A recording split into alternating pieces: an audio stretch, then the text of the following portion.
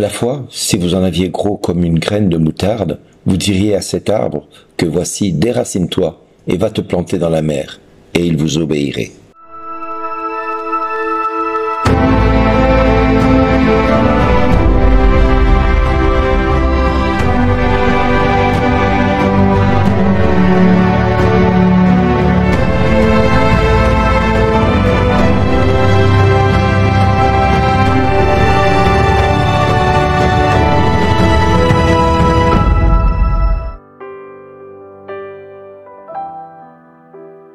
Bonjour les amis, qu'est-ce que la foi?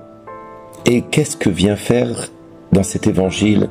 Nous sommes des serviteurs quelconques, nous avons fait que notre devoir. Pourquoi ces deux choses sont mises en parallèle par Jésus? Nous avons tendance trop souvent à reléguer la foi à une croyance simplement en Dieu. Nous oublions que la foi est aussi une relation avec Dieu, une dimension relationnelle avec ce Dieu. On ne peut pas juste croire en Dieu. Il ne s'agit pas là d'avoir une idée, une pensée. Non, c'est une relation vivante, personnelle, individuelle, qui va transformer en nous tout ce qui a lieu de changer. Et ça va changer tout dans notre vie. La foi, c'est aussi vivre l'évangile. C'est aussi vivre cette relation avec Dieu qui va faire que rien ni personne demain sera occasion d'inquiétude. Du reste, Paul le dit très bien dans sa parole quand il dit « Ce n'est pas un esprit de peur que Dieu nous a donné, mais un esprit de force, d'amour et de pondération. » N'aie donc pas honte de rendre témoignage à notre Seigneur. C'est en cela que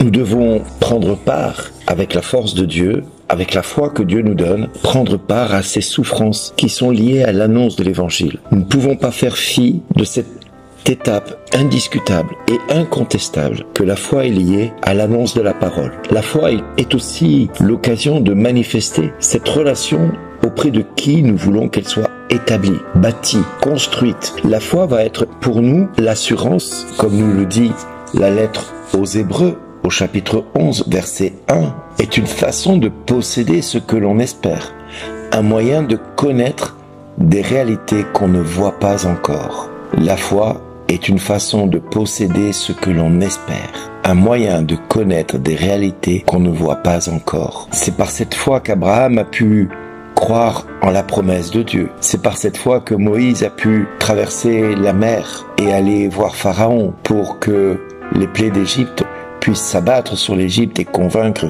Pharaon de le laisser partir. C'est par la foi que Noé, averti en songe, a pu construire l'arche et sauver sa famille et toute la création. C'est par la foi également que Sarah, malgré son âge grand, fut capable de croire en la promesse de Dieu et de voir la promesse de Dieu se réaliser malgré son âge et de donner vie à un enfant. C'est par la foi aussi que Abraham offrit en sacrifice Isaac, son premier-né, l'enfant de sa promesse, l'enfant que Dieu lui avait promis. C'est grâce à la foi encore qu'Isaac bénit Jacob et Ésaü en vue de l'avenir. C'est grâce à la foi que Joseph, à la fin de sa vie, évoqua l'exode des fils d'Israël et donna ordre qu'on transporte ses ossements.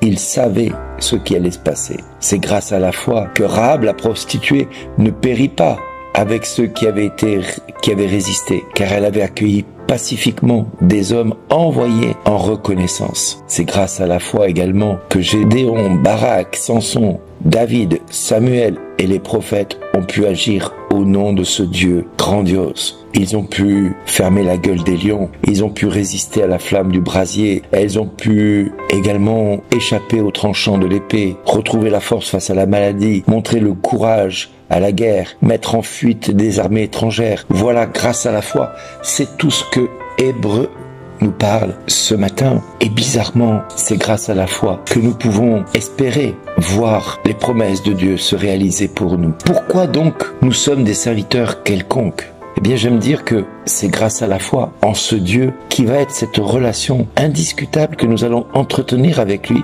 que nous allons devoir cultiver avec lui, que nous allons pouvoir voir devant nous se transformer des situations angoissantes et inquiétantes, des situations où rien ne laisse présager d'un avenir serein et pérenne. C'est parce que nous allons avoir cette relation intime avec ce Dieu que tout ce que nous allons pouvoir demander à Dieu, même qu'un arbre se déracine et qu'il aille se jeter dans la mer, et lui nous obéirait. C'est parce que nous allons avoir cette confiance en la parole que Dieu nous a adressée, cette promesse indiscutable et indéfectible de la part de notre Dieu. C'est grâce à cette foi que nous allons pouvoir avoir cette confiance en lui face à la tempête, quand bien même lui dort dans la barque. C'est grâce à la foi que nous allons pouvoir tout doucement espérer contre toute espérance en ce Dieu d'Israël. C'est grâce à la foi que nous allons pouvoir mettre en application ses commandements et les mettre en pratique. Et nous ne pourrons dire à Dieu, nous n'avons fait que notre devoir, parce que grâce à la foi, c'est imaginer dans notre cœur que notre Dieu est le Dieu de l'impossible. Il ne s'agit pas d'avoir une grande foi en un petit Dieu, il s'agit d'avoir une petite foi en un grand Dieu. Et quand on bâtit notre espérance sur ce grand Dieu qui est le Dieu d'Israël, le Dieu d'Isaac, le Dieu de tout Israël, alors nous sommes, nous, aujourd'hui, à l'aube de voir quelque chose s'accomplir dans notre vie. Nous comprenons aussi pourquoi le Seigneur termine son enseignement de cette façon, quand le cœur est inondé par l'amour du Seigneur et que la foi devient une réalité toute puissante dans notre cœur, que nous avons un grand Dieu, une réalité visible de l'invisible. Le fait de connaître et de le faire connaître est le minimum que nous puissions faire en sa faveur. Vivre pour lui comme il nous le propose n'est pas une façon de payer quelque chose comme si nous devions acheter une grâce. Non, c'est d'une valeur incalculable ce qu'il nous propose de vivre. Vivre comme il nous propose, c'est dynamiser naturellement dans notre cœur l'amour que nous lui portons et donc la confiance que nous lui portons.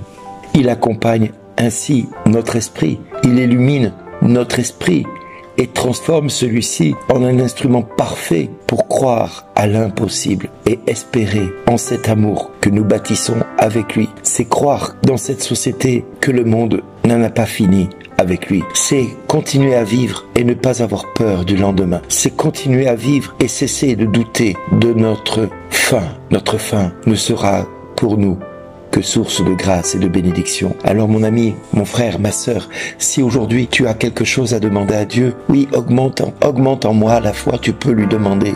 Mais j'ai envie de te dire, augmente en moi ma relation avec toi, Seigneur, pour que je puisse bâtir en toi cette confiance inestimable, indéfectible. Parce que quand on croit en l'amour, alors agir pour celui ou celle dont on est amoureux ne devient pas un calvaire, une croix à porter, mais une joie, une espérance, un bonheur. Alors tout ce que nous pouvons faire dans notre quotidien, ça semble être naturel. Cela semble découler de source, faire comme notre devoir quelque part. J'aime prendre l'image d'un père ou d'une mère dont le bateau est en train de sombrer et dans lequel il n'y a qu'une bouée. Que va-t-il faire, cet homme ou cette femme, auprès de son seul fils ou de sa fille? Il va mettre la bouée auprès de son enfant pour que celui-ci vive et ne meure pas. Eh bien voilà. C'est ça, l'amour. Nous allons devoir avoir avec ce Dieu, croire que quand bien même nous sommes en train de sombrer, Dieu met autour de nous la bouée pour que nous ayons avec lui cette relation indéfectible pour ne pas périr. Et la peur ne doit pas faire partie de notre quotidien, mes amis. La peur, c'est l'opposé à la foi. La peur, c'est dire au diable, je te fais plus confiance que je mets ma confiance en Dieu. À nous de choisir. Choisissons-nous la vie et la bénédiction ou choisissons-nous la mort et la malédiction? Merci d'exister.